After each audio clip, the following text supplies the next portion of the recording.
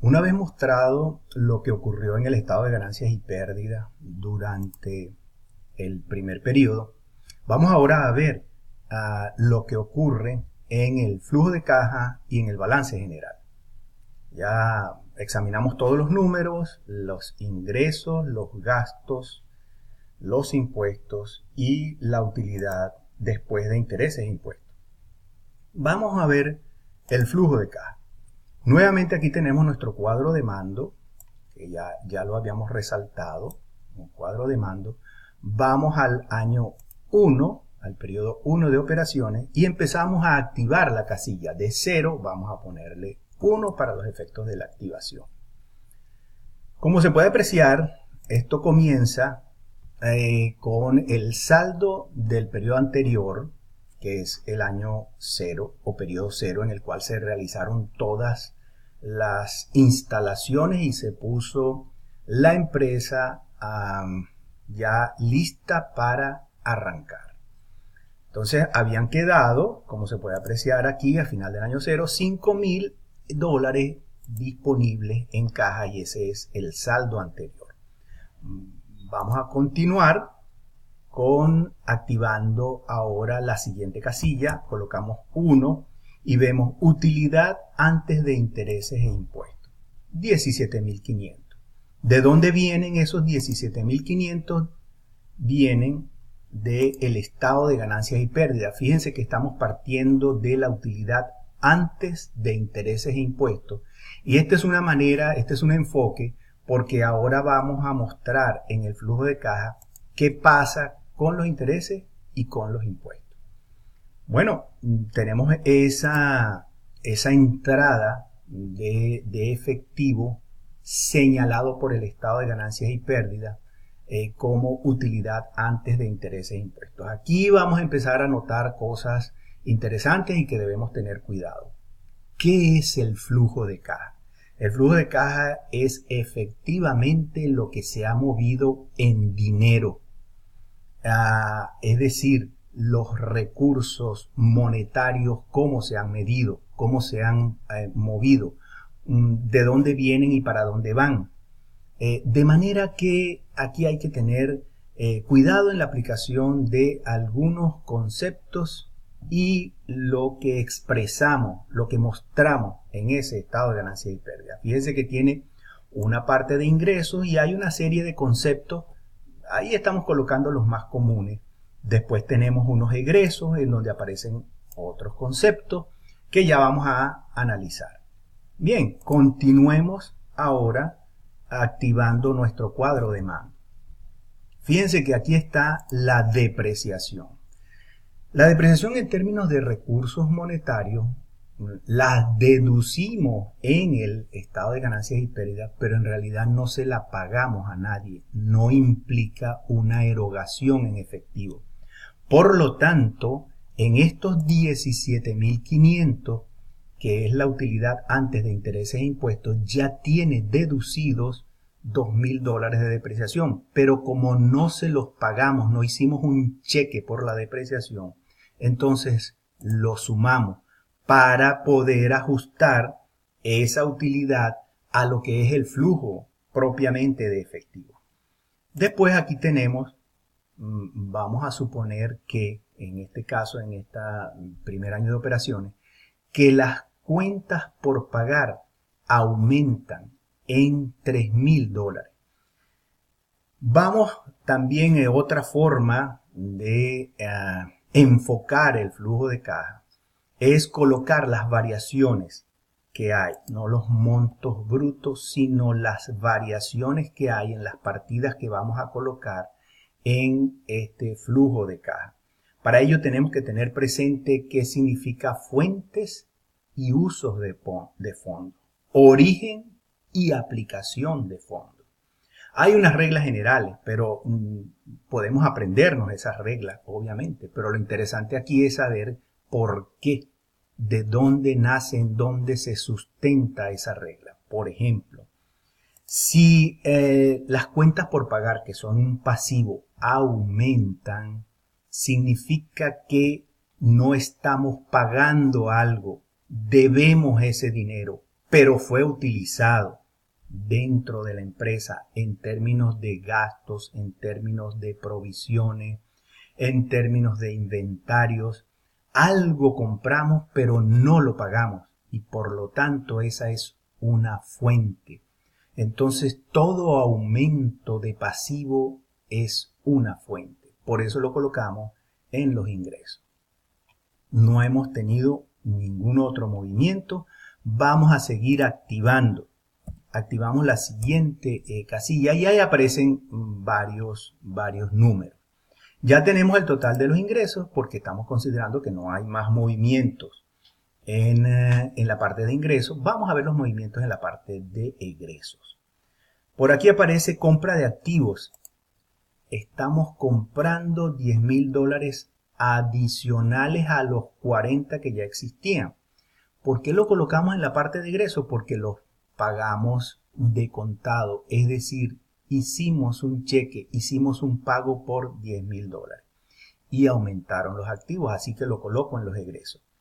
Resulta que también hay un aumento de inventario de mercancía en 1,000. Al final del periodo, la mercancía aumentó en $1,000.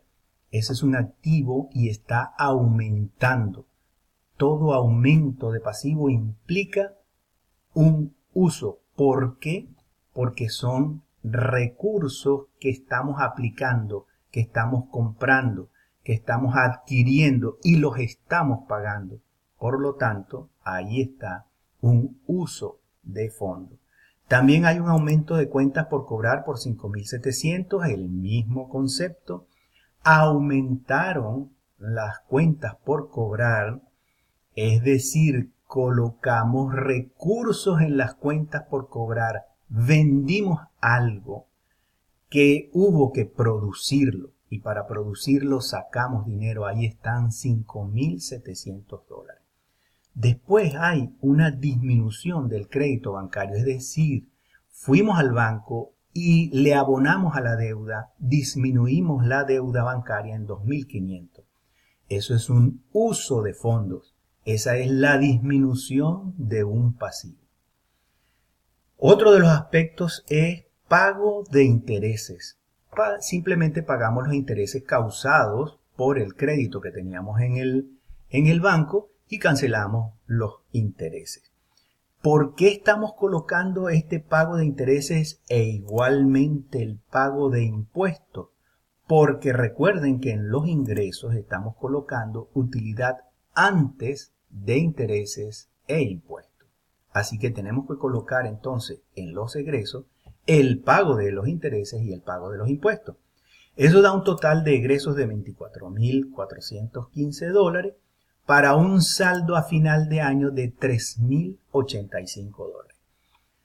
Todo lo que ha pasado en términos de ingresos y gastos que se reflejan aquí en la utilidad antes de intereses e impuestos y también en esta parte de pago de intereses y pago de impuestos, aquí abajo en la sección de egresos, hay que reflejarlo, que no se nos quede ninguna transacción, ningún movimiento que no sea reflejado en este cuadro de fuentes y usos de fondo, ingresos y egresos en efectivo.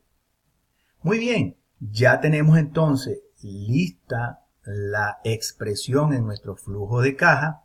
Ahora vamos a ver cómo se refleja todo el estado de ganancias y pérdidas y todo lo que pasó por el flujo de caja en términos de movimientos de efectivo. Vamos a ver cómo se refleja en la posición financiera de la empresa, es decir, en el balance general. Aquí tenemos nuestro balance general del año 0 durante la instalación. Obviamente cuadra 55,000 total de activo y total de pasivo y capital. Ahí están los $55,000. Vamos a nuestro cuadro de mando, activamos nuestra primera casilla y vemos que en caja y banco hay 3,085. ¿De dónde viene esto? Del flujo de caja. Dice saldo para el año siguiente, es decir, saldo al final del periodo 1. Aquí está, 3,085. Las cuentas por cobrar vienen de 0 en el año de instalación y pasaron por el flujo de caja. El flujo de caja dice que hay un aumento de cuentas por cobrar de $5.700. Entonces en el balance general tienen que aparecer esos $5.700 sumados o restados dependiendo de la operación del saldo anterior, pero como este es cero, entonces el saldo es 5.700.